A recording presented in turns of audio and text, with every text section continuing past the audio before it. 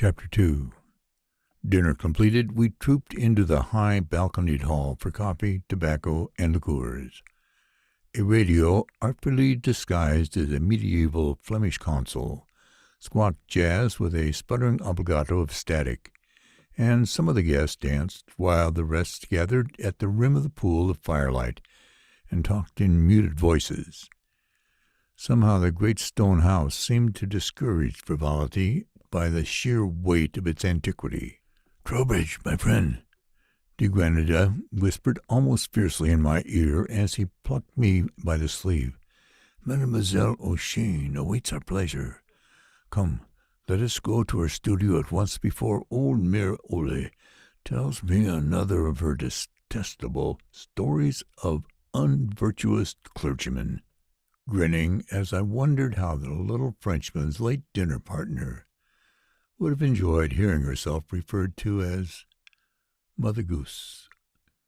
I followed him up the first flight of stairs, crossed the lower balcony, and ascended the second stairway, narrow and steeper than the first, to the upper gallery, where Miss O'Shane waited before the heavily carved door of a great cave-like room, paneled from flagstone floor to beam ceiling, with age-blackened oak wainscot.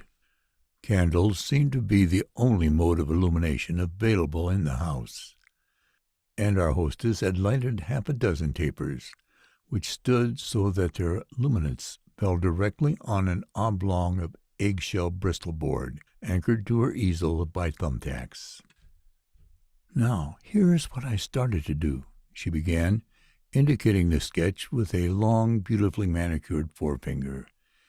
"This was supposed to be the inside of the stable at Bethlehem, and oh—" The short, half-choked exclamation, uttered with a puzzled, questioning, rising inflection, cut short her sentence, and she stared at her handiwork as though it were something she had never seen before.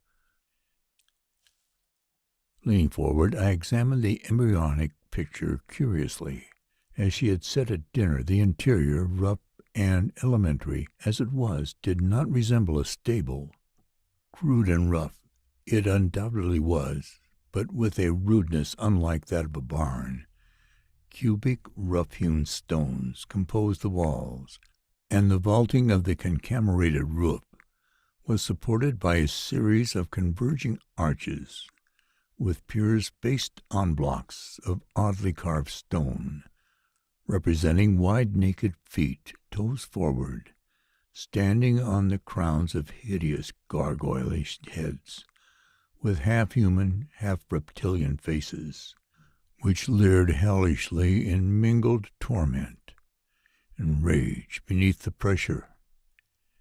In the middle foreground was a raised rectangular object, which reminded me of a flat-topped sarcophagus, and beside it, slightly to the rear, there loomed the faint spectral outline of a sinister, cowled figure, with menacing upraised hand, while in the lower foreground crouched, or rather grovelled, a second figure, a long, boldly sketched female form, with outstretched, supplicating hands, and the face concealed by a cascade of downward sweeping hair.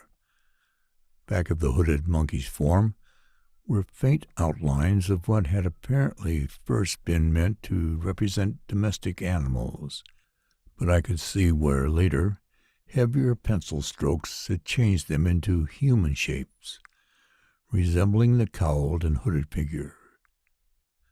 I shuddered involuntarily as I turned from the drawing, for not only in half-completed line and suggestive curve, but also in the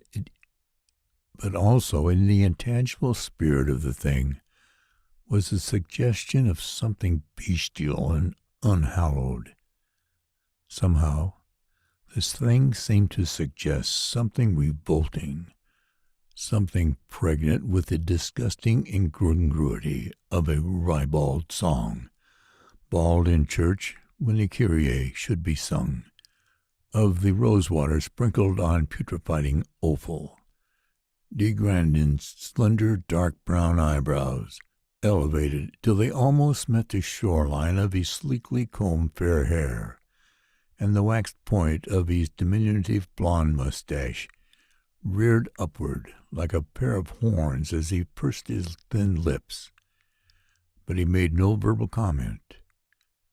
Not so Miss O'Shane. As though a sudden draught of air had blown through the room, she shivered, and I could see the horror with which she stared, wide-eyed, at her own creation. "It wasn't like that," she exclaimed in a thin, rasping whisper, like the ghost of a scream. "I didn't do that." "Eh, how do you say, mademoiselle?" De Grandin challenged, regarding her with his unwinking cat stare. "You would have us to understand that—" "Yes." She still spoke in a sort of odd, wondering whisper. "I didn't draw it that way. I blocked in the interior and made it of stone, for I was pretty sure the Holy Land stables were masonry. But I didn't draw those beastly arch supports. They were just plain blocks of stone when I made them. I put in the arches, not that I wanted to, but because I felt compelled to do it. But this is different." Her words trailed off till we could scarcely catch them, not because of lower toned, but because they came higher, thinner, with each syllable. Stark, unreasoning terror had her by the throat, and it was with the utmost difficulty that she managed to breathe. De Grandin tweaked the pointed ends of his mustache. "Let us recapitulate, if you please. Mademoiselle, yesterday and today you worked on this sketch. Yes, you drew what you conceived to be a Jewish stable of the days of Caesar Augustus. And what else, if you recall? Just the stable and the bare outlines of the manger. Then a half-completed figure which was to have been Joseph, and the faintest outlines of the animals and the kneeling figure before the cradle. I hadn't determined whether it would be a male or female, or whether it would be full-draped or not.